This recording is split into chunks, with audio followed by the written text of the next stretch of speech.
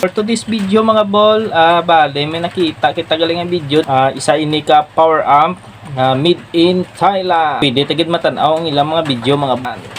Bale mga bol, makita nyo man sa video nga isa man ni sa pinakabaskog nga power amp sa Thailand. Kaya bala makipagsabayan ini sa mga live Broadway or ini nga mga power amp nga diri sa aton.